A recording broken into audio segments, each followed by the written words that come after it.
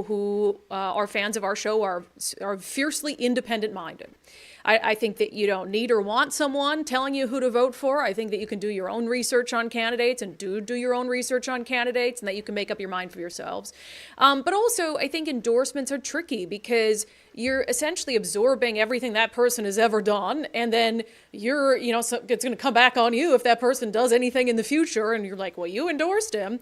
And so that's why I'm a little picky about it. And so if you see me endorse someone, there's usually a very, very good reason for it.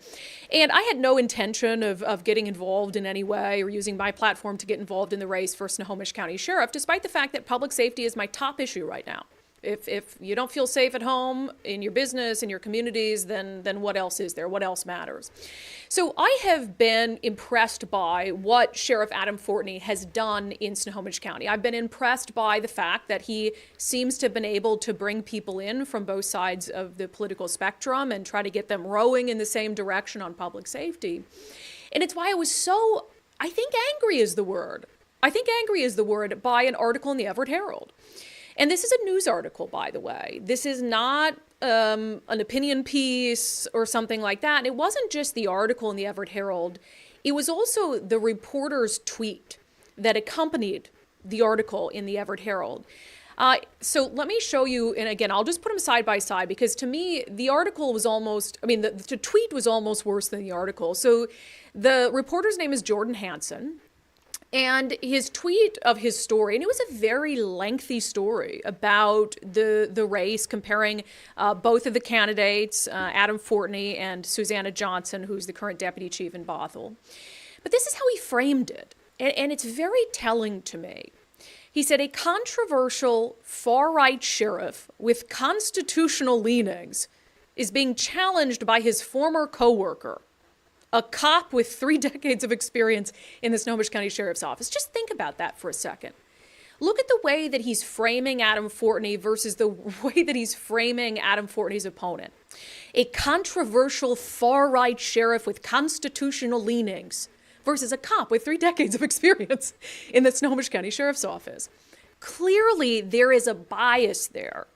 Clearly, there is an effort to fearmonger when it comes to Adam Fortney by labeling him far right. Do you ever hear the media label candidates far left? I never hear that. Yet the phrase far right is used so liberally. And then to say, oh, versus a cop with 3 decades of experience. And it really, I guess, just hit me because remember last week, the Washington State Democratic Party was calling me far right. I'm not even a Republican. I'm not even running for anything. Why are you so concerned with me?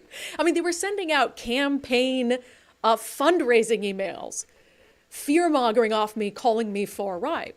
And so the labeling of that has become, it's one thing if politicians and political campaigns want to label far right, right wing, both sides do that, left wing, socialist, Marxist. The goal is always with political campaigns to paint the other person as an extreme, crazy individual who will ruin our communities. But when the media does it, I think that's when it rises to a level of being deeply bothersome to me. And then throughout this whole article, again, which was a very lengthy article, there was a lot of room in this article to talk about some of the many positive things that Sheriff Fortney has done over the past 4 years and with public safety. But it highlights, I'm not going to read all this, but I just pulled out a few because, again, it's an intentional bias to turn people against Adam Fortney by tying him, even in very loose ways, to extremists. For instance, they noted that Fortney has doubled down on defending some of his most controversial decisions. And one of the most controversial decisions they name is him criticizing Governor Jay Inslee's stay-at-home mandates. Which, is that so controversial in hindsight? No, he was on the right side of history. And then they bring up that he had, again, they use the word controversial Sheriff Mark Lamb of Arizona. The fact that Fortney had a campaign event in July and Mark Lamb was there, tying Lamb to the constitutional sheriff's movement, an ideology that believes sheriffs to be the ultimate law enforcement authority. And then they go on to also criticize Adam Fortney signing on to a letter pledging to protect the Second Amendment in the face of gun control legislation. So again, they're trying to trying to manipulate people's emotions who have been conditioned by the media to be absolutely terrified of anything with the word Constitution in it and anything that's right of center. And then this one was the one that really got me the most because it seems like it was included for no reason other than to fearmonger. It says, amid a bogus threat that Antifa rioters would descend on Snohomish, at least 100 people came armed to protect the city's downtown in June of 2020. Some wore symbols of far-right groups, including the Proud Boys. Fortney spoke with 2 groups of armed locals and reported that they were not white nationalists, they were not extremists. So because Fortney, and by the way, he told the group to leave law enforcement up to law enforcement. He told the group to stand down, that they didn't need to be there armed protecting downtown. But just because they came to Snohomish County and some of them had symbols of far-right groups, including the Proud Boys, Adam Fortney has to absorb that? That doesn't make any sense at all. And so I stewed on this a little, and I had seen Adam Fortney at an event Nicole and I were both at over the weekend. We go to it every year. It's the Stronger Families Foundation Gala, and it's an event and an organization benefiting the families of first responders. Wonderful organization. Adam Fortney and his wife were there. And I got to tell you, I was just talking to him about this freaking article, and I decided, like, we're not going to sit this one out.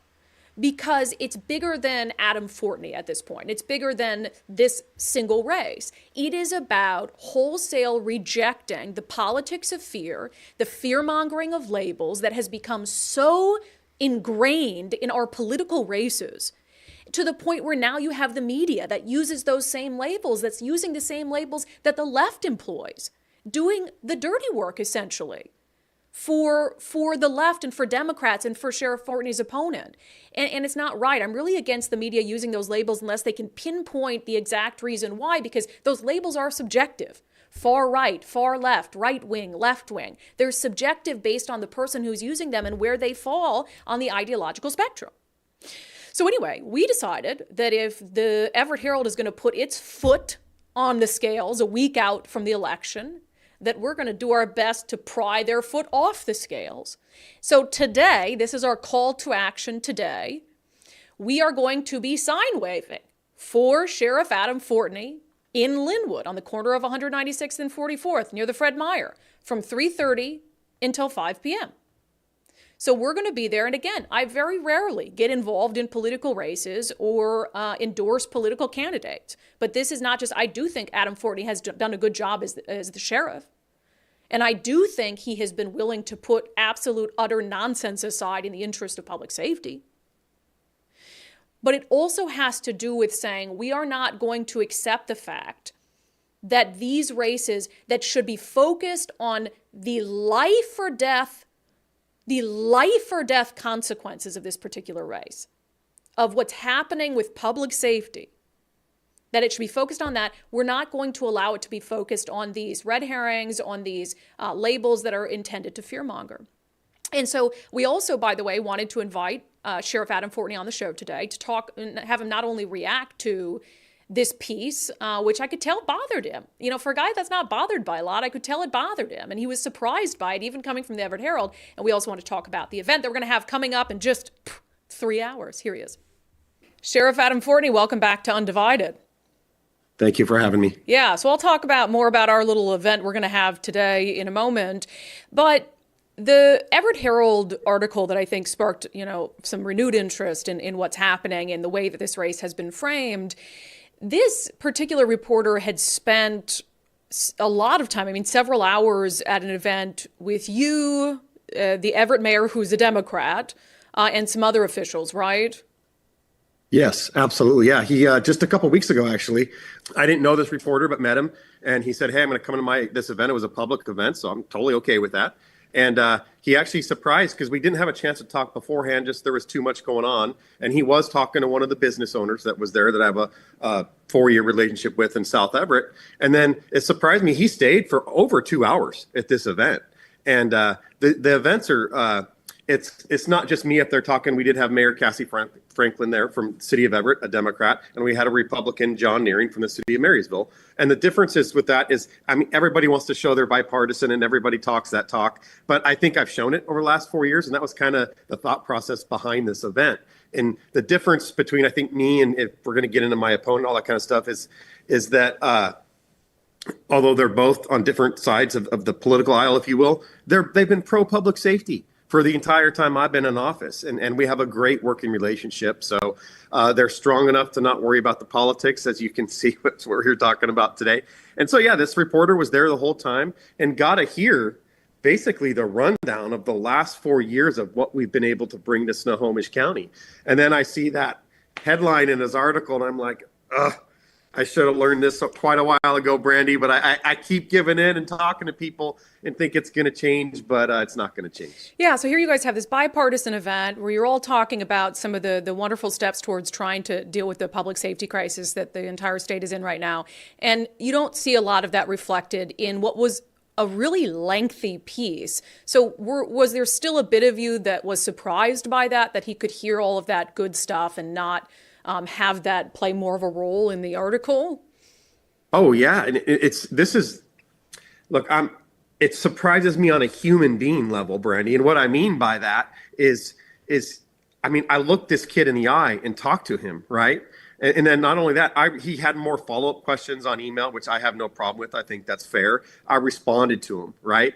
And then for him to hear from us and kind of get to know me at least a little bit, as much as you can in that context, and then come out with that headline. It's just the same old stuff I've dealt with for 4 years here. I'm kind of bored with it, to be honest with you, from the Everett Herald. It's like, what do I have to, I don't know what I have to do.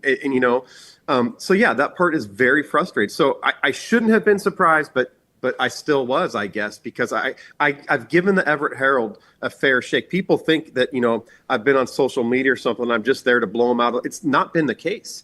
I have given them hours and hours and hours of my time during my first 4 years in office, even after not getting a fair shake. And I kept trying, but it just didn't work out for me. Yeah, to me, it was the reporter's tweet more than even the article. A controversial far-right sheriff with constitutional leanings is being challenged by his former coworker, a cop with 3 decades of experience.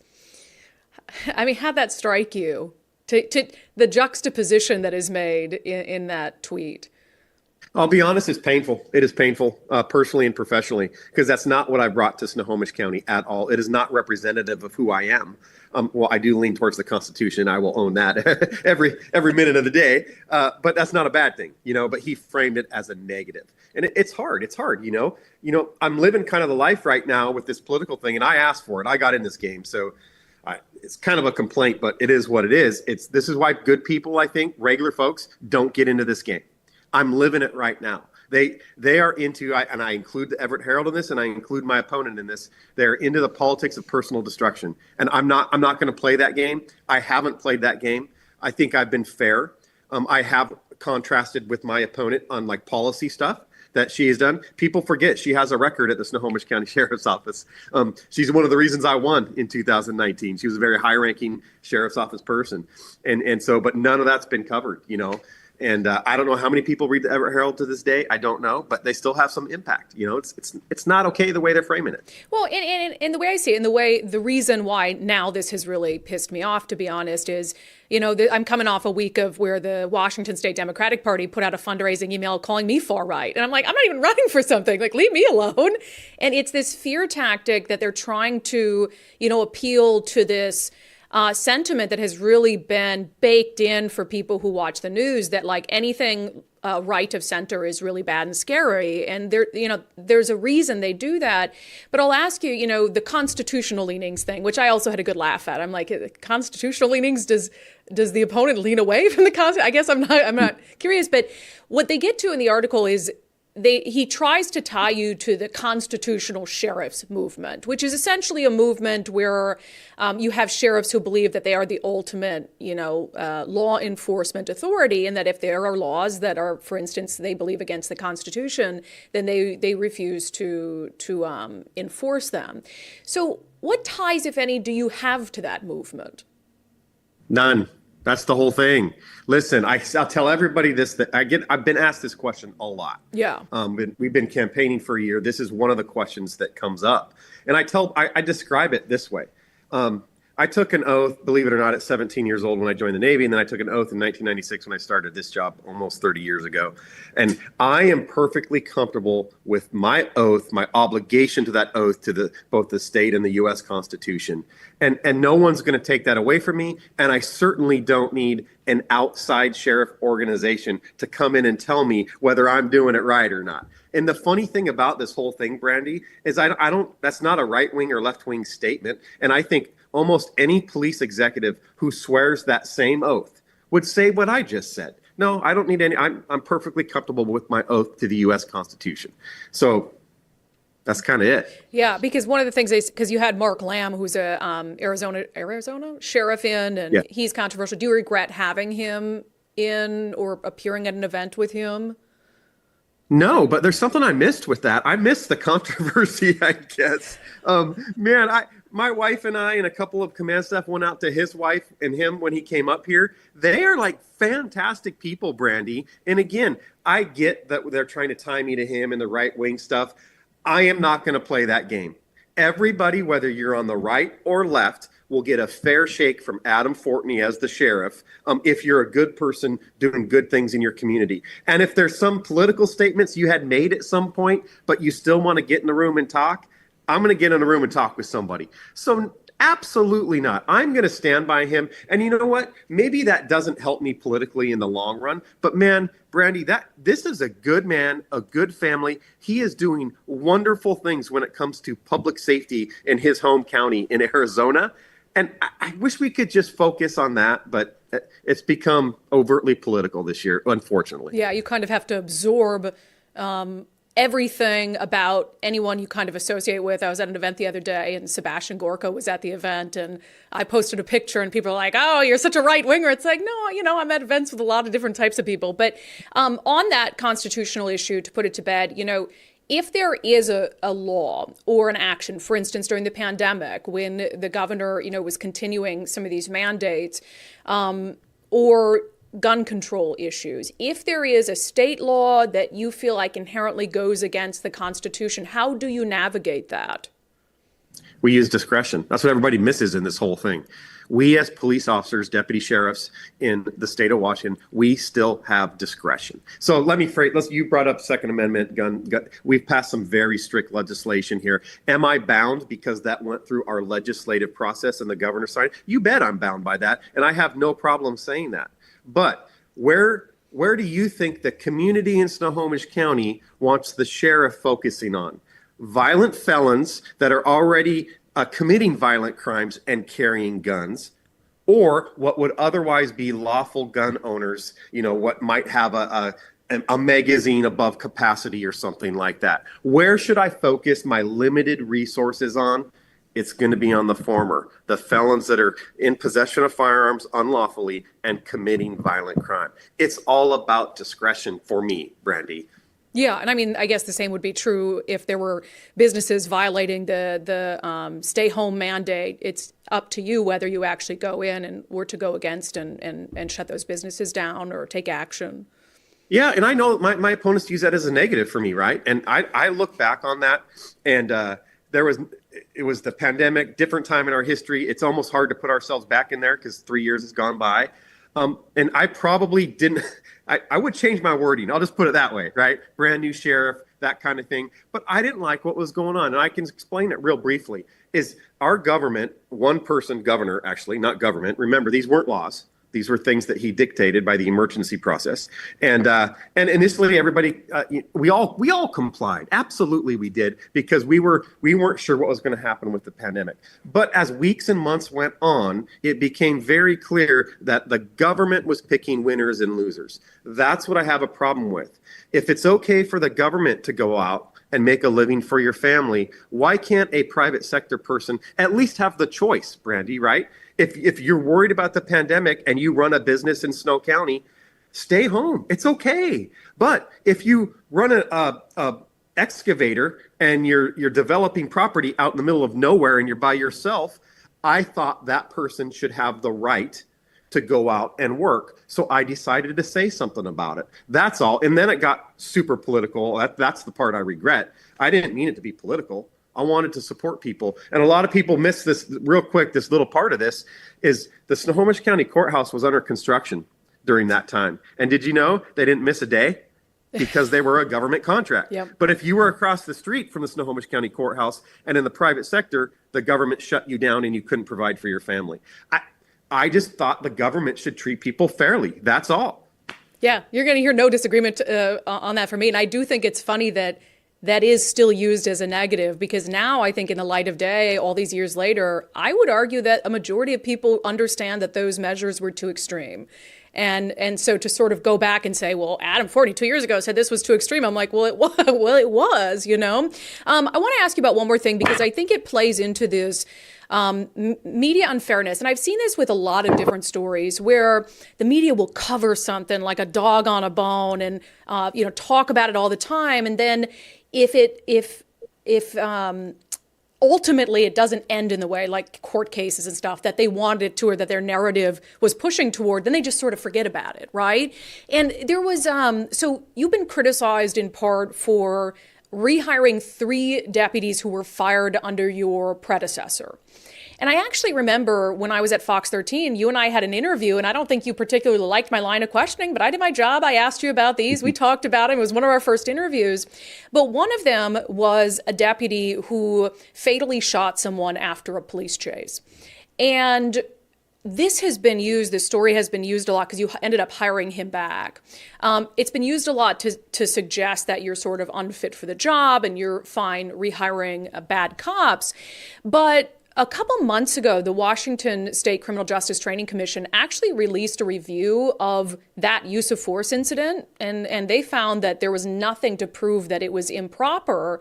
Yet how much news coverage did that get? None. There's no other way to say it. It got none. I listen, Brandi, I have stood by those decisions. I didn't hide behind those decisions. I actually, when I made them, I held a press conference and I stayed until all the questions were asked and answered by me. And then I lived with the criticism for the better part of 4 years. I remember that press conference. Especially with the Everett Herald. It seems like they can't mention my name without saying the sheriff who rehired all these, right? In a negative context, right? I stand by the decision. It was the right thing to do, because what we ask of our deputy sheriffs, we already ask a lot of them. Right? We never want them to be in this position that I would describe as a critical incident. But when they are, if something was wrong, so be it. Fine, we can deal with that. But if they did everything right, we should just come out and say that. And that's where my opponent and we completely disagree on this, because she did have a say on that back in the day when it happened, 2018, 19. But I've lived with that criticism. And so no one knows that, it was over 2 years ago where the state of Washington came to us, and under the new process, so in the legislation of 2021, they can now go back in history and review all this stuff. And there are so many complaints out there. This was one of the first this is a big deal. Someone lost their life. It's incredibly important that we get it right. This is one of the first big investigations they took on at the state of Washington, the Criminal Justice Training Center. They've had it for 2 years. And when they asked me for this, one, we're required by law to give this stuff. And I have no problem with that. I think that's a good thing. But when my team came to me and said, Adam, they're asking for all that, I said, give them everything.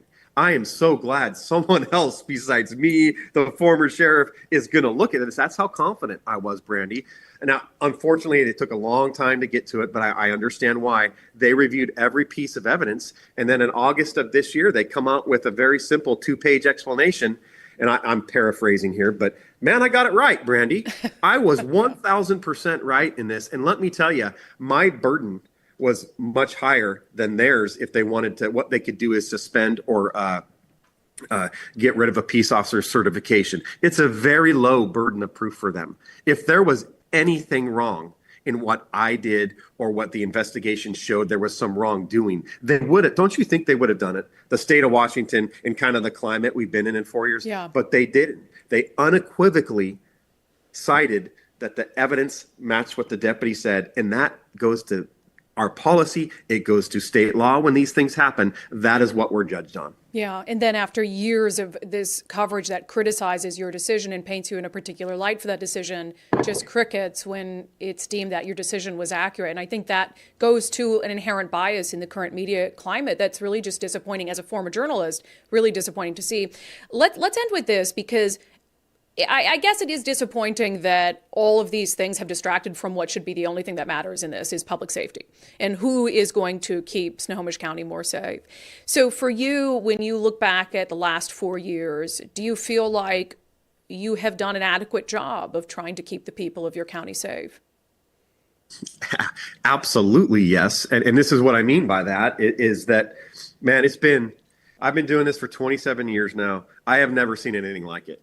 The last 4 years of public safety. Okay, but it's been tough. All right, you've covered it. The media's covered it. But man, I had to deal with this coming in, and I took office January 1st of 2020, and then boom, the whole world of public safety changed after that. But after going through all of that, we are better off and stronger than we were when we started. And not only that, we've turned a corner at the Snohomish County Sheriff's Office. We have. We don't want to take a step back in time. And that's exactly what it would. It's the same old names, the same stuff. We have turned a corner. And we have not shied away from being out there providing very strong and proactive public safety services to the residents of Snohomish County at a time when there were times in 2020 and 2021 and into 22, it was very uncomfortable to do so. We still did it. And you know what? We did all of the accountability stuff too, which I'm okay with. People miss that a lot.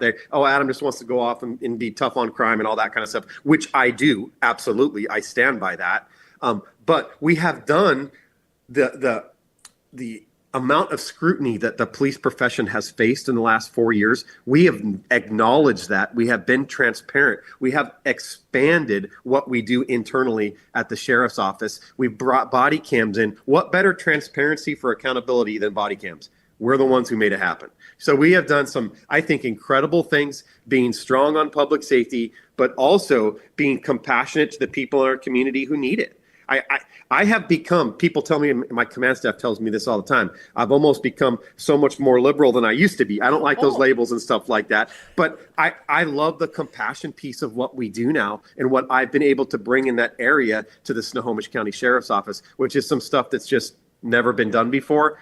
It's been unique. I think we're kind of the leading edge on public safety and what we're doing to help people. And so I'm just as big a fan of that as I am out there fighting crime. Yeah, I'll take issue with that, because I don't know that liberals, their version of compassion in Seattle is actually compassion. When I see their version of compassion, people dying on the streets, that is the opposite of compassion to me. And so no one has the market cornered on true compassion, but I definitely think that there is a difference of definition of what that compassion means, certainly. With fentanyl, it's not only not compassion, you're exactly right. It's inhumane. It's to the point of it's inhumane what we're doing to some of these big cities and things like that. Yeah, so Snohomish County Sheriff Adam Fortney, since the Everett Herald chooses to run a hit piece on you a week out from the election, we're going to try to right the ship a little bit. We'll be doing some sign waving in Linwood today.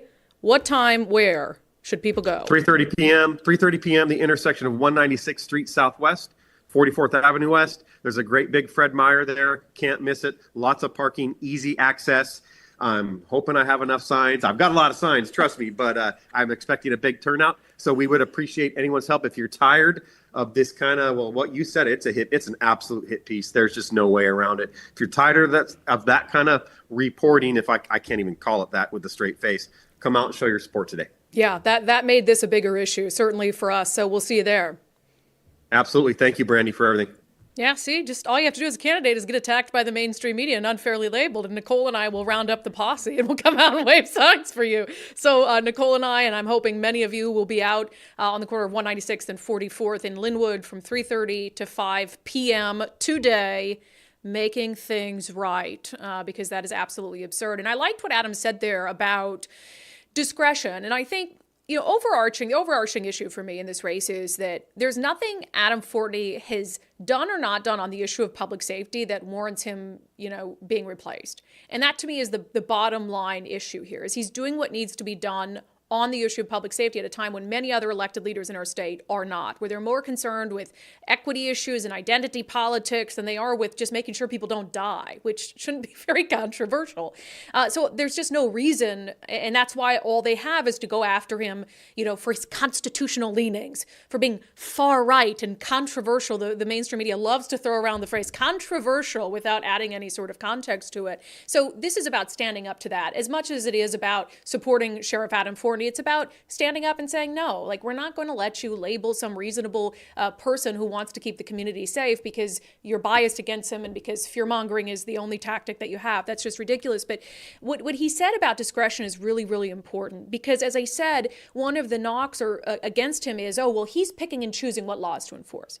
He's saying he's not going to enforce the governor's, the mandates. He said that he, isn't going to enforce unconstitutional gun laws. Officers use discretion every single day to decide how to best utilize their resources. Have you ever been pulled over by a state patrolman and gotten a warning? I have. That's exercising discretion. Seattle police officers are exercising discretion when they don't arrest people for selling stolen goods on the street, when they don't arrest every person they see who's slumped over from a fentanyl overdose. That is exercising discretion. An officer deciding not to arrest a mom who stole a loaf of bread from a store to feed her kids is exercising discretion. Do you hear them speaking out against those exercises in discretion? No. They only have a problem when the discretion that he uses doesn't align with their political narrative. So discretion is not controversial, and I think that's important to note. So hoping to see you guys today, 3:30 to 5 p.m., corner of 196th and 44th by the Fred Meyer in Linwood. Nicole and I will both be there, waving signs like crazy. All right, we do have Semi Bird. We have a packed, long show today. My apologies in advance. Sorry, not sorry. But we have interviews we got to get to. We're going to have gubernatorial candidate Semi Bird on the show coming up in about 10 minutes. And he and I are going to have a heartfelt conversation about some criticism that I had of him, is his response to that criticism. But first, it wouldn't be a show if I didn't show you what I looked like a year ago before I started the Eastside Weight Loss Clinic plan. I started it exactly on November 1st of last year and got fantastic results almost immediately. That's why I've been preaching it. I have so many friends that have started the program now. I have so many of you who have started the program and always send me notes with your fantastic results. What I like about it is it's structured. I mean, honestly, if I could have lost my COVID weight by myself, I would have done it. So I needed a plan. I needed some accountability. And having money tied up in it is also a form of accountability. But there's no prepackaged meals, no counting calories, no strenuous workout routine, no drugs or injections. Just teaches you how to eat well and then how to maintain it for life without being on a lifelong diet. So if you've been hearing about it and you're thinking, Brandi got great results, maybe I can too, EastsideWeightLossClinic.com, EastsideWeightLossClinic.com. You can schedule a free 15-minute consultation with Dr. Ryan Coogan and get all your questions answered before you commit.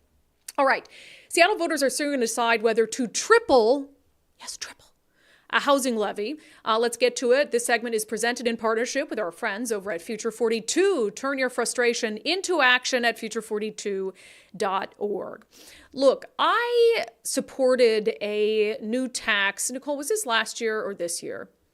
That was this year, wasn't it? I believe it was this year, yes.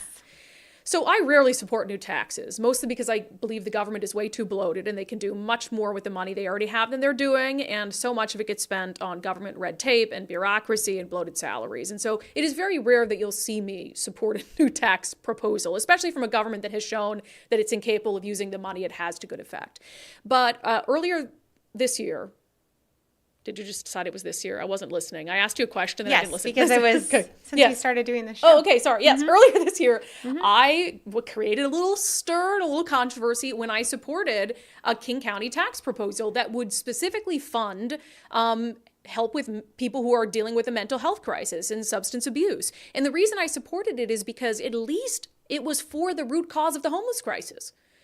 To me, for people who call the homeless crisis a crisis of housing, it's so deeply disingenuous to me, and it fails to acknowledge what the real problem is, which is a combination of substance abuse and mental health issues. Some people suffer from one, some people suffer from both. And so, having spoken out against all these money grabs from the government for affordable housing, well, the government at all levels was ignoring the real culprit of the homeless crisis.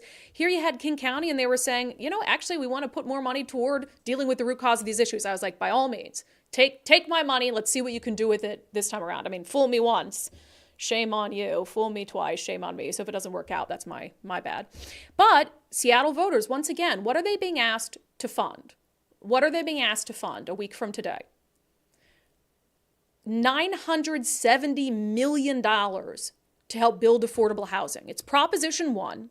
It would nearly triple the tax rate from 14 cents per $1,000 in assessed property value to 45 cents. 14 cents to 45 cents. So for the median Seattle homeowner, according to Como News, they'd pay about $383 a year based on the assessed value of their home. And this is going to replace a tax levy that's expiring that voters approved in 2016. But again, it's not just replacing it, it's tripling it. And this is, we're told, for affordable housing. So it says of the $970 million that this would raise, $707 million would go toward building rental housing units for seniors, working families with children, people with disabilities and other low-income households. That sounds very non-controversial, like that's okay. But then also getting people out of homelessness. And I mean, call me cynical, but I venture to guess that a lot of that $707 million is going to be lost in the homeless industrial complex. I've said it a million times that I don't trust people to solve problems that they refuse to properly identify. And we know that, they've got homeless hotels that are sitting empty, for instance, that we were told were purchased, with taxpayer funds to be able to get people off the street. And you have so many of them that aren't being utilized. You have the governor who wants billions of dollars more for affordable housing, saying that's the key underlying issue that's contributing to our homeless crisis, which is just wild to me. And it is insane to think that we need to triple this housing levy to help people get out of homelessness when the money should be going to the cause of their homelessness to begin with. And so, look, I know Seattle voters are very generous. I can guess how this is going to turn out. But at what point do you stop giving the city money, stop giving King County money toward something they say is a solution that has never proven to be the solution? That has never proven to be the solution. And here you're worried about affordable housing. And I'm not saying that housing is not really expensive in the city of Seattle. Of course it is. But how many times in the last couple of weeks have we talked about the policies that are scaring small landlords out of the city? Small landlords who are providing affordable housing for the people of Seattle, yet your policies are so hostile toward them that they can no longer afford to rent their units there. And by the way, this will have the same impact, which is mom and pop landlords. This is going to mean that they have to increase rents. So the housing that they have to provide is going to become less affordable. So it's very counterintuitive.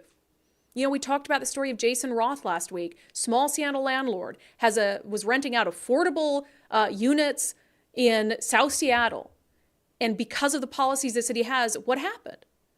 Well, because of the policies the city had, he's now living in his van with his dog while a guy's squatting in his house not paying rent because the system protects him. And now Jason Roth's like, I don't think anybody should be a landlord in Seattle. So you have all these things that could be improved, that could be done to make more available affordable housing in Seattle. You have all these things that should be done to actually address the root cause of homelessness. But instead of do any of that, what do? They come to you, they stick their hand out, and they ask for more money to feed into the homeless industrial complex. This shouldn't be a partisan issue anymore. If you care about the homeless, if you care about preventing homelessness, if you care about solving homelessness, one of the primary things that we should care about is making sure that every single dollar of our tax money allocated to helping the homeless is actually making a difference. And there is no dispute that right now it is not. All right, that segment was brought to you in partnership with our friends over at Future 42. Turn your frustration into action at future42.org. All right, On Thursday's show, I was very critical of some comments from gubernatorial candidate Semi Bird. And in full disclosure, I am supporting Dave Reichert for governor. He is one of the rare instances where I didn't really offer a technical endorsement, but I've said many times that I think he's the only chance Republicans might have ever again to win the governor's mansion, at least in the in the foreseeable future. And yes, that's because he has name recognition. Yes, that's because he's won multiple elections in King County. And so, yes, there are some practical reasons. And the overarching reason is I don't want Bob Ferguson to be the governor. So I'm going to support the person who I think has the best chance of beating him. But that doesn't mean that we're not going to be fair to Semi Bird on the show. And that doesn't mean that if Dave Reichert has some stumbles, we're not going to point him out. I mean, Nicole, what were we saying on the show the other day? Where the hell is Dave? Why isn't he out campaigning? Right. We're talking about his social media sucks and his website sucks. So yeah, we're going to be critical of him. I'm not beholden to any candidate.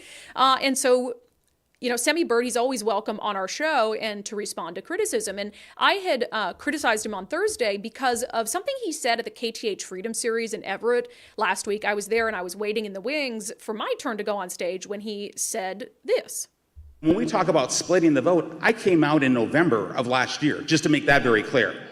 I've been running for governor and campaigning all across the state, all up and down the I-5 corridor, the peninsula, the islands, and all throughout eastern Washington. So I was already out there running. We should be asking ourselves why we are in this situation. Who put us in this situation? When you already had a candidate, why are we not talking about that? Yeah, so to me and a lot of other people in my defense, that really sounded like how dare Dave Reichert enter the race when I'd already been campaigning, which of course is just not how this works. And so I criticized and I was very confused about those statements and also a tweet that he had sent out that I had a couple issues with. It seemed to me to be suggesting that he's like the only candidate with a resume to be able to do the job, when Dave Reichert served for a long time in law enforcement, many years in Congress, which does prepare someone for elected office and for higher office, like the governor's office. He said on Twitter, while some are blindly focused on the notion of backing a candidate that can win based on big money and donor relationships and name brand recognition, we the people will be voting for the candidate with the resume and experience to actually do the job. Experience matters, and we the people are ready to replace career politicians with career Americans. It's time to put the people over politics. And the issue I took with that is I'm not blindly, and I think there's a lot of people who don't blindly support Dave Reichert just because he has name recognition, who might actually genuinely think he would do a good job. And actually think that he has a chance of beating Bob Ferguson. And so I don't think it's fair to characterize that as blind support. And I also took issue with the phrase of we the people in a way that suggests that the only people who that includes are Semi Bird supporters. We the people, whether you like it or not, includes everyone in this wonderful country of ours, even the far, far, far, far fringe socialists. They're still we the people.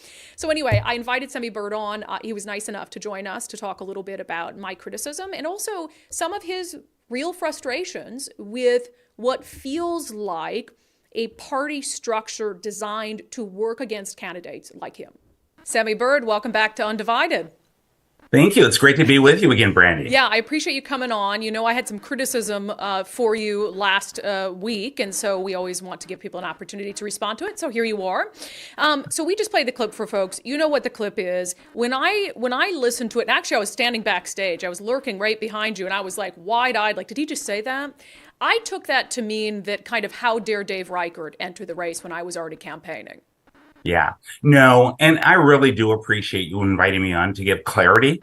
And I have to say, I was surprised that you took it that way, but I respect it, right? I mean, and that's just the way things work out sometimes. But no, not at all.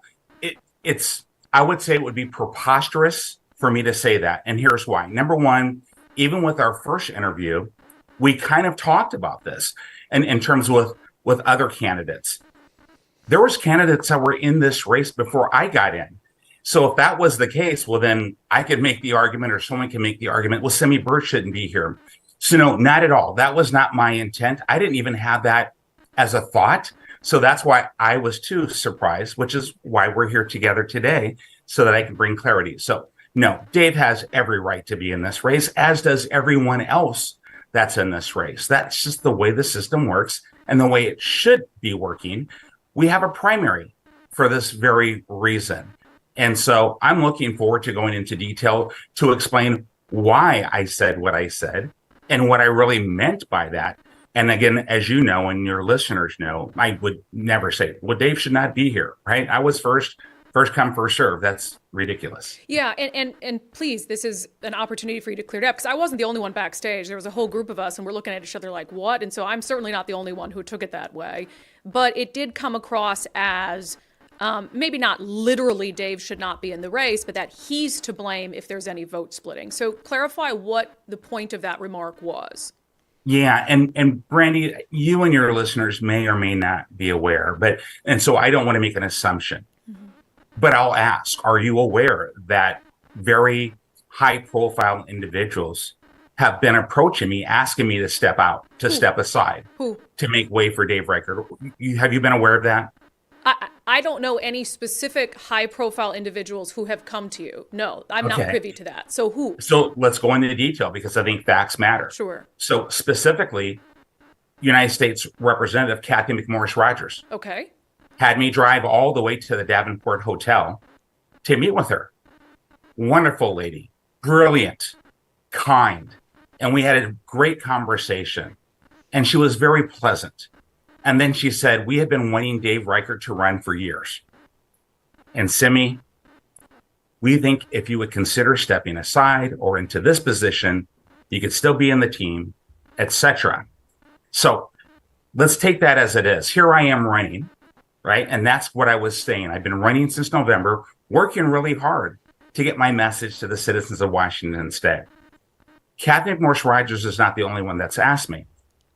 But right after I left that meeting, I'm leaving Spokane, and I get a call from Dave Reichert. And Dave, being kind and respectful as he is and always has been, which is why I would never insult the gentleman, right? And so Dave asked me the same thing, because I remember when you interviewed him. And every now and then I'll watch the show, especially when someone sends me a clip. And so you had asked Dave, well, have you talked to Simi? And I believe Dave said, well, you know, we put out an invite and didn't match with the schedule. Well, my schedule is always open to Dave, always. And Dave called me within minutes of leaving the meeting with Kathy McMorris Rodgers to make the same ask. And it's not just Dave. There's been state representatives, state senators, big money donors have been nonstop asking Simi Burt to step aside. And I apologize for referring to myself in the third party. That's strange. But anyway, no, that's what we're looking at. So when we talk about name brand recognition and we talk about big money donors, I'm hoping that you and your listeners can empathetically perhaps understand why this is, I don't want to say sensitive, but why I am so passionate about ensuring that our citizens have a say-so, that they have a stake, so that it's not just what I refer to as the political establishment. Mm-hmm. When I say that, I mean no disrespect. These are good people.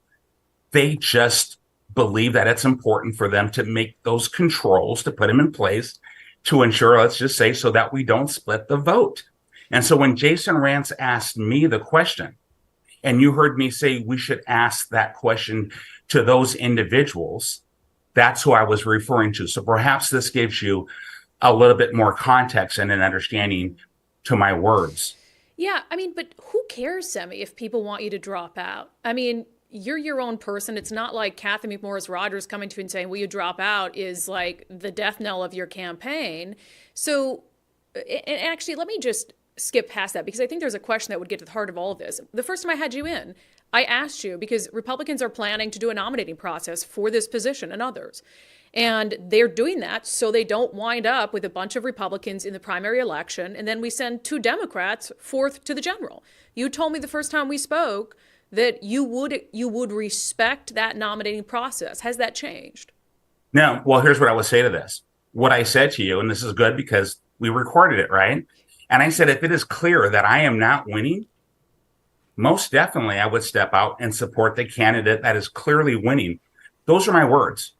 And I respect that. This is something important. And again, this goes to empathy and a clear-mindedness when you look at the scenario that we're talking about. Whether it's Kathy McMorris Rodgers or any other state political figure or any other large money donor, I hope that you and others can understand this is the political system of Washington State. I'm not naive. I think you understand I worked in intelligence, right? So I'm not a babes in the woods when it comes to understanding how systems work. My point is, when you go into a situation and you say that you will do the right, righteous, and honorable and ethical thing, when you see others that are coming together to influence adversely the election process, that gives me concern. That's the point I wanted to make for you and for your viewers or your listeners, to understand that my passion is to ensure that our constitutional process, as you said, and that I am fully aware of and how it works. It is the primary that citizens have an opportunity to choose who their candidate is. The citizens, the people of this nation and of the state, they, by definition of a constitutional republic, have the power to elect who they deem fit to represent them. Not people with a lot of money, not people with a lot of power and position. That is all I'm trying to maintain. And I'm very passionate about this. And I know that you had some engagements with those who have supported me and do support me. And I know there's comparisons between me and Lauren Culp. And I don't want to read into that to say, why is it this push to compare Simi Bird to Lauren Culp? Why do we hear things like MAGA, ultra MAGA, or far right wing? It's almost like we want to expect, or not want to expect, that we expect another word to come out, not from you, never. I know this. Deplorable, right? I would never say that. At what point in time are we going to start weaponizing supporters against the candidate? Here's what I believe is happening, Brandi. I believe, like me, that there are a lot of supporters in Washington state that are passionate about the Constitution, that are passionate about ensuring self-governance and returning to the principles of a constitutional republic. That is all I'm trying to do. So when you hear me speak out, as you heard me that night, I was sharing my passion for ensuring that the people have a voice. And right after you cut the clip off, and it just happened to be at that time, you would have heard me say that I just want to ensure that the people have a voice and that they are the ones who are choosing who their nominee is and not the establishment. Yeah, and I agree with that. I mean, if you watch the show, you know that I don't particularly like either party. I don't like the party structure. I don't like it for this reason, because it weeds out candidates that people might support. The same reason I support term limits, because you have someone like Nancy Pelosi who's been in office forever, and the party won't allow anyone else in the party to challenge her, and so it limits the options of voters. So we're in agreement with that. What I don't want is a Bob Ferguson governorship. Yeah. That is the most terrifying prospect for me. So while I'm not a Republican, I will do anything in my power and with my influence in this show to try to prevent that from happening. So I just want to clarify something you said, that if the party's nominating process, however people feel about the nominating process, if that comes up, they don't nominate you, you said that you would step aside if it's clear you're not winning. What is the measure of whether you're winning? Yeah. And so here's how I would look at it. And speaking very honestly and plainly, as I always strive to do, I think I've described for you and to your listeners, there's a lot of things at work here behind the scenes in terms of who are the players in the party.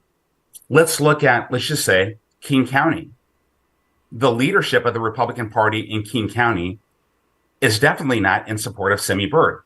That was evidenced when I was disrespected at their Liberty dinner the other night. I'm not sure if you heard about that either. I seem to have seen some sort of post about it, but tell us. Yeah. So here's how that went down. When the MC that was chosen began to introduce, and by the way, again, it has no ill reflection on Dave. This is nothing ill on Dave. Behind all the bidding paddles had Dave's logo on it, right? And so at the very beginning of the event, which I was in attendance, I was invited to participate. I was excited to be there. And we hear the MC, John Curley, say, and look at your paddles and on the back. And now I'm just summarizing. You'll see the logo of the next governor of Washington State, Dave Reichert. And Simi Bird is sitting there. And again, I'm not a sensitive little child. Again, I'm a big boy, right? I served in combat and done all that other stuff. But I hope that you and maybe others, through that process of empathy, can say, wow, is that really how the party should have welcomed me when Dave hasn't been endorsed and I haven't been endorsed?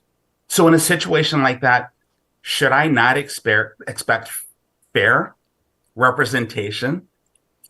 My answer would be yes. Yes. As the chairman of the Benton County Republican Party, I've been very clear. I don't bring Byrd for governor into my duties as chair because it's unethical and it renders me partial instead of impartial. So when you have that, and Brandi, I can go on. I just don't like to throw people under the bus. I just want to make sure the question's answered. I'd also say, man, Semi, I haven't talked about this publicly, but the Benton County Republican Party invited me to speak at one of their dinners, and then I was told I wasn't pro-Semi Byrd enough, and so they canceled on me. So to suggest that this doesn't bleed into county parties, I disagree. If what you're describing is what happened in King County, that's ridiculous. Why would they invite you only to do that? That's an incredible insult. So I don't agree with that. But what is the barometer for whether you're winning in your eyes? And that's subjective. And I'm going to quickly say something, by the way, Brandi. And I, me, if you ask for documents, you ask for email, I'll send it to you. I was the one who recommended you to the Benton County Republican Party to be our speaker. Just putting that out there, and I have the email. Okay, so that committee operated on their own. I'm sad that happened, just so that you understand. And I will send you that email just so that you get to know me even better. No need. Just giving you an example of how I think it goes both ways. Yes, it does. And so, no, the barometer in terms of I guess, deciding who is winning. Well, I think it would be clear. One of the things we're seeing right now in King County, there's been several straw polls in which every straw poll, my candidacy won. That surprised a lot of people. But that's probably because, as Jason Rantz stated, I have been doing something that is not typically done or ever been done by the Republican Party. I have been going into Seattle almost every day, every week since last year, going into the inner city, trying to connect with young people, minorities, finding that message of commonality of bringing back the rule of law, better schools, right? Cleaning up the homeless situation, bringing true compassion, fixing our mental health and addiction system. So when I say what does right look like in terms of winning, I would say those straw polls. And what are the citizens saying? Not a group of political pundits, but the citizens of Washington State. This is a slippery slope, and you yourself, my friend, said it. One of the reasons why you have that wonderful position where you can be independent and not have to operate in a two-party system because of how the party often operates. But if you're in my position, and when you make a statement months ago with good, righteous, sincere intent, and then you start to see how things are unfolding. Brandi, could you please understand how I may be feeling in looking at it objectively, strategically, to say, will Semi Byrd get a fair shake in the party system? And I don't have the answer to that. I do value our precinct committee officers. I really do. But this new delegation process, right, where we're going to have our delegates, this is something that has been changed. If you look at the individuals that are on that committee that are leads, they're not with Semi Byrd. The people who make the rules for this state But maybe party, that's because they think Dave Reichert's a better candidate. Not any sort of ill intent, but they prefer Dave Reichert. Yes. And by the way, for the record, I support and respect that. The fact that Dave Reichert is your candidate, I support and respect that. And why? Because you've always shown kindness to me. And I take that at face value with appreciation and respect. Thank you. So, and for the record, if he isn't the guy that goes past the primary, as I said, all I care about is Bob Ferguson not winning. That's all I care about at the end of the day. And Semi, Dave asked me. You didn't ask me. You were campaigning 6 months before Dave. I never got a call from Semi Byrd's campaign saying, hey, here's this great guy. Here's what he's about. Will you support it? I did get that call from Dave Reichert's campaign. So, and so typically, again, this could be my assumption. There's usually a process. And what happens if someone's been asked, they would weigh, right, the candidates. And I think you've been very clear. And you said it multiple times. And then even on the show, that drove us to this show, you had said that you believe that Dave Reichert is the candidate who can win. And I respect that. Yeah. And so does all the other people. Kathy believes that. Many state senators and representatives, which is why all of Olympia is supporting. And so, no, I think you are not alone in that belief with the name brand recognition and raising a lot of money. All I want to say is that I'm passionate about our Constitution. I'm passionate about Article 1, Section 1, which clearly states in our Washington State Constitution that power is inherent in the people. And this decision should go to the citizens of Washington State. And because I do understand the process, I support our primary process. And when we talk about Bob Ferguson, and that none of us want Bob Ferguson to win for very, very obvious reasons, we should be talking also fairly that there are 3 Democrats running for the same position right now, whereas on the Republican side, we have 2 primary, with giving respect to all those other candidates who have been running right out there doing their thing, and I respect that. But you have Hillary Franz, Mark Mullet, and Bob Ferguson, 3 current elected officials representing the Democrat Party, all raising a lot of money, right? $4 million, $800,000, $600,000, all raising a lot of money. And then on the conservative side, you have Dave and myself.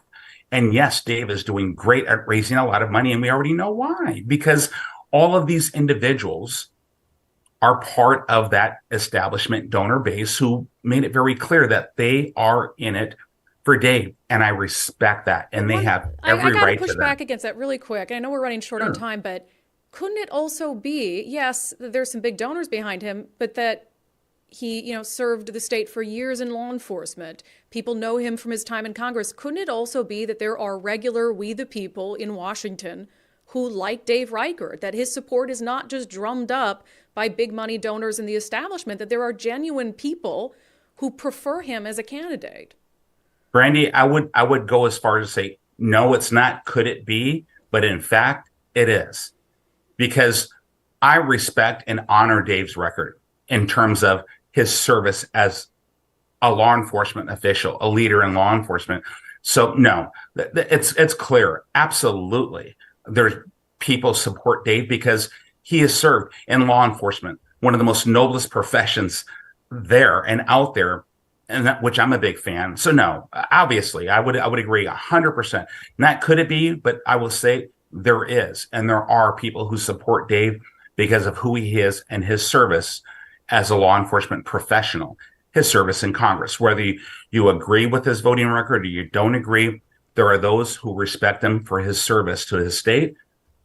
And I would be one also to say that I respect Dave Reichert for his service, especially as a law enforcement professional and all that he's given. So I don't hesitate in that. And I'm glad you gave me an opportunity to share that very clearly.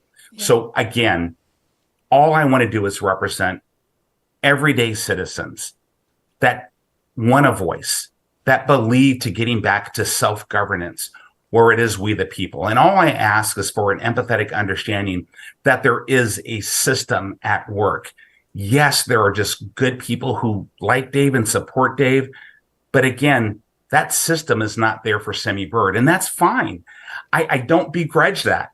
I almost like it in a sense that this is organic to our Constitution, of the people, by the people, for the people. And for Semi Bird, for me, this is about those individuals like myself who are students of Reverend Dr. Martin Luther King Jr., who are in this to finish his dream. Those people who work in construction, who serve and patrol in law enforcement, who teach in a classroom, folks who don't have large bank accounts or are not politically connected. Those are the people that I'm doing my very best to passionately give voice to and support. And all I ask is for acknowledgement and integrity to acknowledge that there is a system at work behind the scenes. And when I hear people try to say, oh, there's no establishment, and I know you have not said that, and so please don't read anything out of that, there is an establishment system that is at work.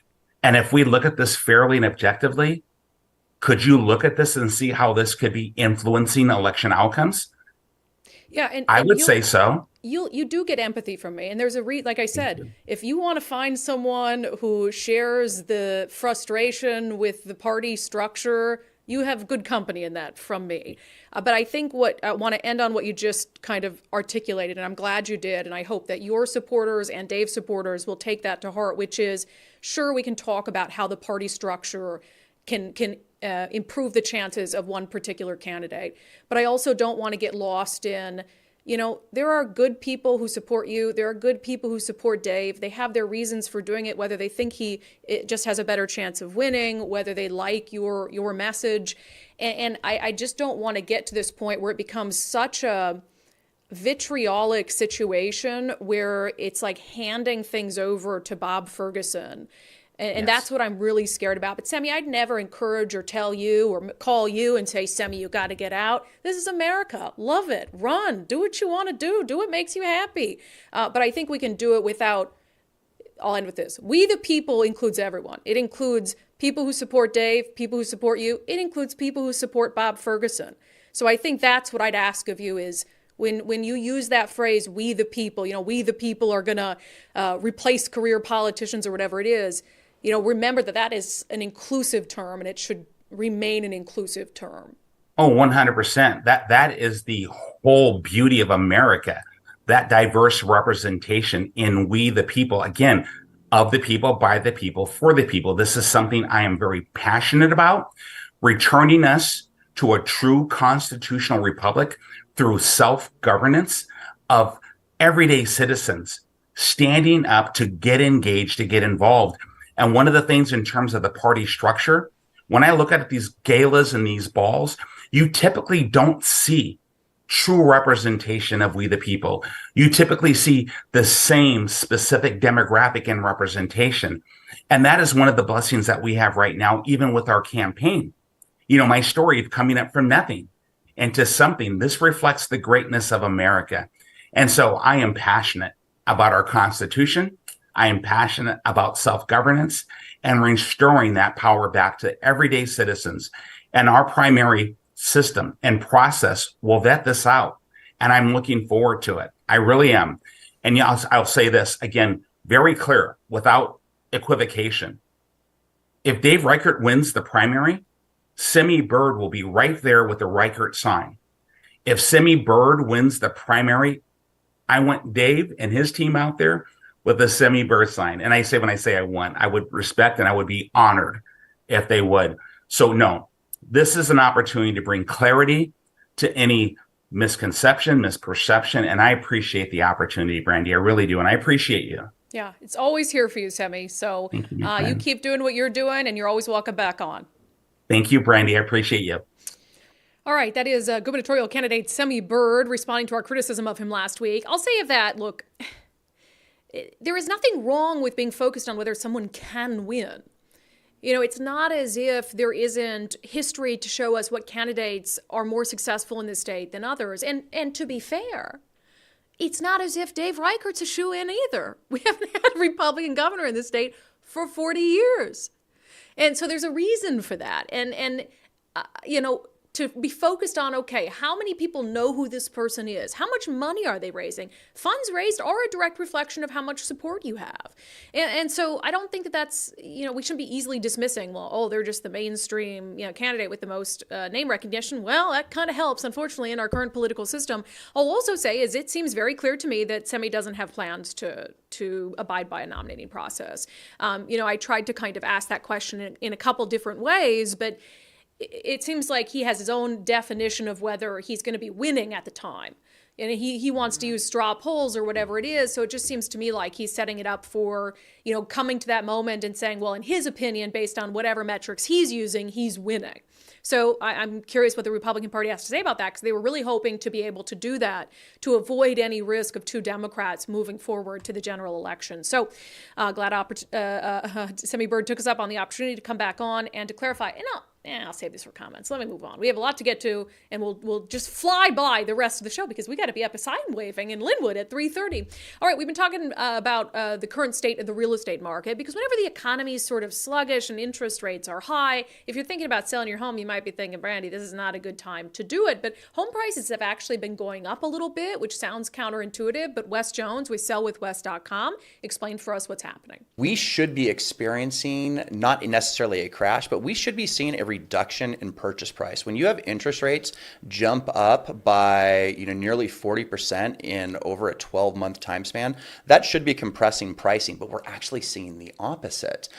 Prices have come up about 5% since the beginning of the year, and overall transaction count is down, just meaning less houses overall are selling, but they're still selling pretty quickly because there's been a lot of pent-up demand, over time. So, it's actually going pretty well, but in general, there are not enough homes on the market to meet demand. Yeah, so it might not be a bad time to list your home if you've been thinking about it. The first thing I would do is visit sellwithwes.com, sellwithwes.com. He will do a free market analysis for you to talk about whether your home is well positioned to hit the market. You can also hear about their Listing Boost concierge service, and just start by using their home value calculator. You just plug in your address. You can find out how much your home is worth. It might be worth more than you think. Sellwithwes.com, a better way to sell your home. All right, Congresswoman Jayapal of our state, the chair of the House Progressive Caucus, says it is up to the United States to cool tensions in the Middle East. Let's get to it in our segment, Unbelievable.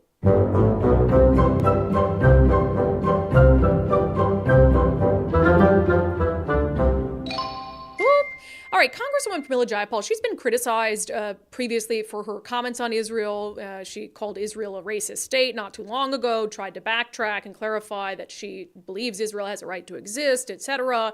But she has been squad adjacent when it comes to, I think, and I had an interview on the show the other day where I asked a Democrat if they think she's anti-Semitic, and he said no, but, she's certainly not friendly to Israel. But she was speaking with CBS News, talking about these calls for a ceasefire, which is the subject of our daily subscriber poll, which I'll get to momentarily. And here's what she had to say about where the responsibility lies when it comes to achieving a ceasefire between Israel and Hamas. The United States has a responsibility to de-escalate the situation. We see the escalation on the northern border with Hezbollah, and I think this is the moment for us to de-escalate, to call for a cessation of hostilities, and to allow humanitarian aid through and the negotiators to work to get the hostages released. Yeah. I mean, the thing, and we'll get more to this in national, because there's a cut from Hillary Clinton that's really interesting on this particular topic of a ceasefire, but I haven't heard her speak out that adamantly against, we need Hamas to agree to. I mean, the other question is, do you really think Hamas would abide by a ceasefire? I mean, how many ceasefires have there been in this whole conflict in the Middle East going back 75 years? And so she's sort of putting the onus on the United States to get in there and to negotiate something. And she also, as part of that conversation, compared Israel to Russia. Kristen, I just think we have to recognize that this is a double standard. The United States rightly called out Russia for its siege of Ukraine, rightly called out the attacks on the power infrastructure, the refusal to provide food and water and fuel to the Ukrainians. And we have to recognize that our credibility and our authority on the moral stage is greatly diminished if we do not also call out these this siege that Israel is launching on Gaza as violations of international law. We are losing credibility, and frankly, we're being isolated in the rest of the world. First of all, Israel is not Russia, and Ukrainians are not Hamas. It is two very, very different things. There is absolutely no comparison. Russia invaded Ukraine for no reason. Russia is not a friend to the United States. Israel is a friend to the United States. And to compare a country that was being invaded and its citizenry to a terror organization that uses civilians as human shields is utterly insane. Utterly insane. Very, very unbelievable. But also you go back to a ceasefire with Hamas and, her belief that, this will give them time to get in aid and all these things, you really think Hamas will allow it? There's a reason why they're trying to keep citizens there, keep citizens in Gaza, and not allow aid to get to them. Because if the citizens leave Gaza, if they're allowed to flee, then it's just terrorists left behind, and Israel can bomb the place to smithereens. So anyway, unbelievable comparison, comparing Israel to Russia, just wild stuff. And we'll get to, Hillary Clinton actually had a statement on this that I am tricking you guys today into agreeing with something that Hillary Clinton said. It's very, very sneaky of me. But first, we've been talking about, again, the state of the economy and how that impacts everything going on in your life, including your retirement portfolio. And now is a really good time to manage risk. Our friend Zach Abraham with Bulwark Capital, this is what they do best. This is what he talks about on his show at knowyourriskradio.com. And he said, especially if you're close to retirement, it's really important for you to do a risk analysis. We think the world is going insane. We think that the world is propped up on all kinds of, we don't think, we know, propped up printed money. And you're playing a game that has to end badly, right? Now, when it ends, when you hear all these prognosticators financially talking about when it ends, it kind of reminds me of when God's coming back. Nobody knows, right? But what it does mean is that you need a portfolio that can do two things. It can keep up with inflation and not get you buried. But also, when the inevitability of living and perpetuating an economy on printed money, when that inevitability comes to the fore, you need a portfolio that can stand up against anything, right? Yeah, so what are the best ways to manage your risk is going to depend on a variety of factors, including how close you are to retirement. So reach out to Zach Abraham and his team at Bulwark Capital, and also just listen to his show, knowyourriskradio.com, knowyourriskradio.com. He tries to give you some tips toward all this that are accessible to everyone, even if you're not an expert in this arena. So knowyourriskradio.com. All right, tying this to what we just heard from Congresswoman Pramila Jayapal, who knew that you guys would be in such agreement with Hillary Clinton? So Hillary Clinton, of course, former Secretary of State, she was having a conversation with CBS's Norah O'Donnell, and she was asked about calls from a lot of people in her own party for a ceasefire. People who are calling for a ceasefire now do not understand Hamas. That is not possible. It would be such a gift to Hamas because they would spend whatever time there was a ceasefire in effect rebuilding their armaments, creating stronger positions to be able to fend off an eventual assault by the Israelis. So we're in a very different world. I don't think it had to be the world we're in, but that's where we are, and we've got to figure our way forward. Yeah, so of course that's what's going on. And so, Hillary Clinton, because that is true. If you think that Hamas is just going to allow, take the ceasefire as time to make sure its citizens are well taken care of and that aid gets to them, that's ridiculous. They're going to be there plotting their next paragliding into some concert to kill and rape people. This was the subject of our daily subscriber poll. I asked you guys about Hillary Clinton's quote and whether you agree with Clinton that a ceasefire would only help Hamas. It was so funny, though, because I had you guys, damn you, Brandi, for making me agree with Hillary Clinton. Vast majority of you said in response to that question that you do agree with Hillary Clinton, 94% as of the current state of that poll, that a ceasefire would only help Hamas. Let's see, Julie Bailey said Hillary Clinton is not the only politician saying a ceasefire only helps Hamas. That's true, she's not, but she is everyone on the right's favorite person to hate. And again, I'm tricking you into agreeing with Hillary Clinton today. Jill says, unfortunately, I believe she's correct in this instance. Will said, pretty sure this is the first time in my life I ever agreed with Hillary. Thomas said, I really hate to agree with Hillary, but she is probably right. It would benefit Hamas. Let's see here. E said everything is benefiting Hamas right now. The fact that Israel keeps saying they are going to strike back and don't has already shown Hamas the weakness in Hamas's way of thinking. The U.S. needs to stay out of it, and the U.K. needs to step up. All right. Dipping outside of Washington state, sort of, because this does have a Washington tie, but we wanted to follow up with what I think is some really good news out of Hong Kong. So we told you that Washington state Senator Jeff Wilson, he was, embarking on, I think, like a 6-week vacation with his wife. He realizes in the plane ride before they land in Hong Kong that he had a revolver or a pistol in his carry-on. Says he totally spaced, didn't realize it was there, turned it in as soon as they got to Hong Kong, gets arrested, was potentially facing 14 years in prison there. And we're now hearing today that the charges against Senator Jeff Wilson have been dismissed. And essentially the judge, it seemed like from the reports we read out of Hong Kong, kind of understood that this was at least done, maybe irresponsibly. I think there are some responsible gun owners who will be like, how could you forget that you have a gun in your carry-on? And I agree with that sentiment. But that he noticed it mid-flight, he turned it in immediately. He said in open court what he did, expressed remorse for it. And so he's getting his passport back and he's going to be free to go. And so I think that's a good outcome, certainly for everyone. But definitely warning that when you're traveling, to me, again, I don't know how you forget you have a gun in your carry-on. But, we talked about the Brittany Griner situation, for instance, in Russia. And I was, I defended Brittany Griner, too, against what she was going through, a penal colony.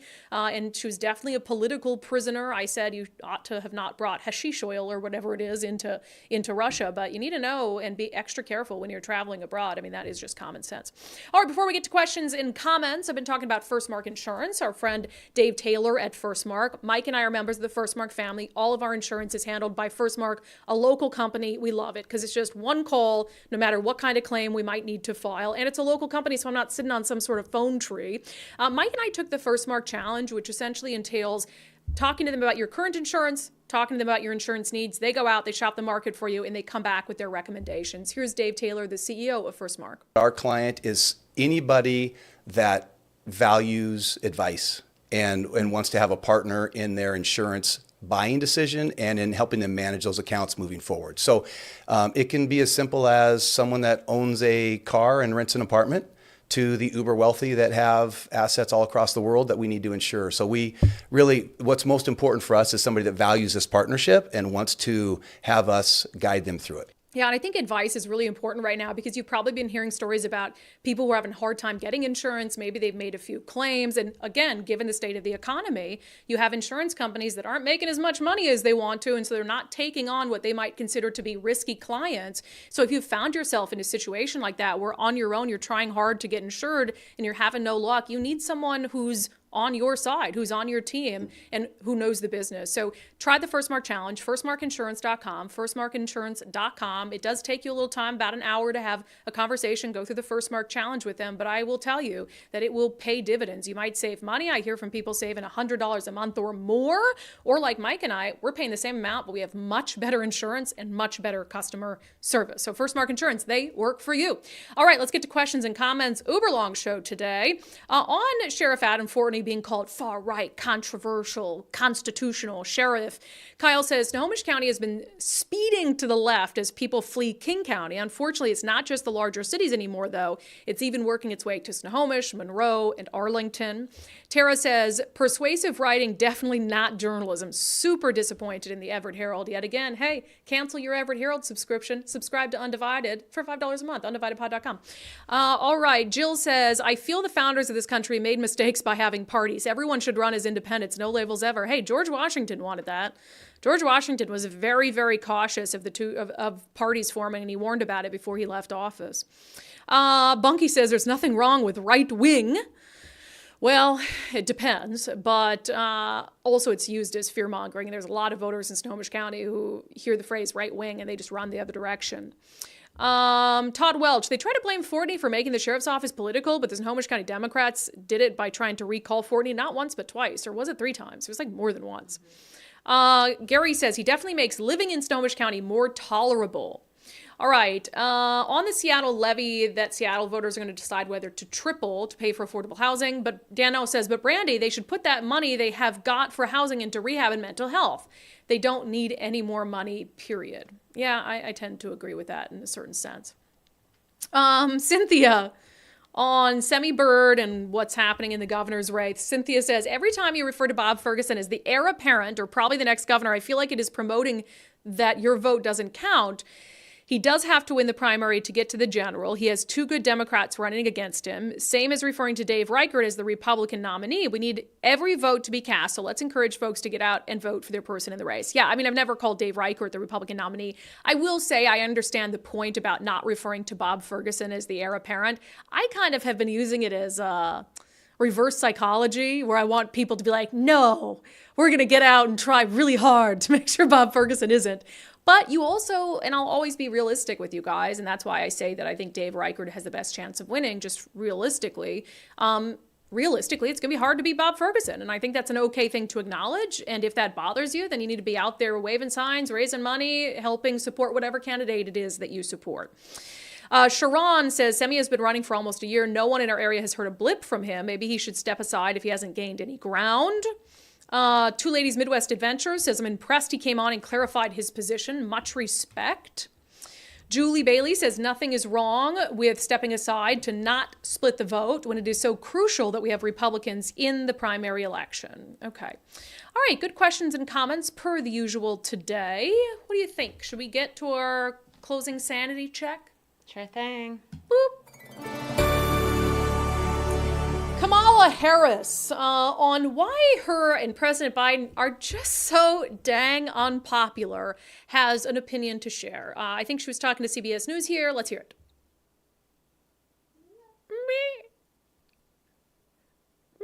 A recent CBS poll found that at the beginning of President Biden's term, 70% of young people under 30, said he was doing a good job. Mm-hmm. Now it's less than 50%. Why is that? What's going on? If you poll how young people feel about the climate and the warming of our planet, it polls as one of their top concerns. When we talk about what we are doing with student loan debt, polls very high. The challenge that we have as an administration is we got to let people know who brung it to them. That's our challenge. But it is not that the work we are doing is not very, very popular with a lot of people. Yes. Very popular with a lot of people. The polls might not prove it. I also love, first of all, brung it to them. But the student loan, out of all that, she's touting what they've done with student loan debt. You mean it didn't work? Leading millions of people to believe that you were going to make it vanish into thin air only so you could get their votes in the midterm election, and then just not acknowledging it and blaming other people when it didn't happen? So because they worked on it, not that they accomplished anything, they should get the credit. And I love how she just singles their administration down to those two issues. Yep. See, these two issues, like, we're all over it. And one so of them everybody makes should no love sense. us. Yes. Yeah, that's insane. And That's if you're, crazy. again, I go back to what I say about if you refuse to properly identify the problem, if you refuse to try to figure out why you're losing support among young voters, then you only have yourself to blame when you lose young voters in the next election, despite all their efforts paying Instagrammers to record fancy little videos and touting their agenda. Language like that. Who brung it? Who brung it? That doesn't work either. I don't Who brung it to them? All right, so goodness. we will see, hopefully, as many of you as humanly possible up in Linwood coming up today, 3:30 to 5 p.m. Nicole, do you have that graphic? You want to toss that back up for folks just to give them a visual Dress representation? warm. Yeah, well, hopefully it's not too cold out. Hopefully it's sunny. 3:30 to 5 p.m. We're going to be on the corner of 196th and 44th in Linwood. It's not just about sign waving for Adam Fortney. It's about sign waving to the Everett Herald and all the people who think that they can use labels to scare and intimidate voters. Absolutely absurd, and we are not going to tolerate it. So we're going to be out there 3:30 to 5 p.m. And then if you are an undivided subscriber, we have our monthly live subscriber Q&A tonight at 8 p.m. So it's going to be a busy, busy evening. So make sure that you join for that with your very best questions. Also, a reminder, if you didn't catch the Sunday show, we had a fantastic interview with the CEO of the Babylon Bee, Seth Dillon. Go back and watch it. Some really interesting comments on the state of free speech and censorship. And also, despite Elon Musk resuscitating their Twitter account after it got canceled when he bought now X, Seth Dillon talks about some things that he doesn't particularly like that Elon Musk has done as it pertains to free speech. So definitely go back and watch that. If you have not become an undivided subscriber already, please do so. You can support our show for just $5 a month at undividedpod.com, undividedpod.com. This is a people-powered podcast, so we can't do it without your support. All right, we'll see you guys hopefully this afternoon in Linwood. I'll see subscribers tonight on the live Q&A. The rest of you, I'll see you back here on the live show tomorrow at noon.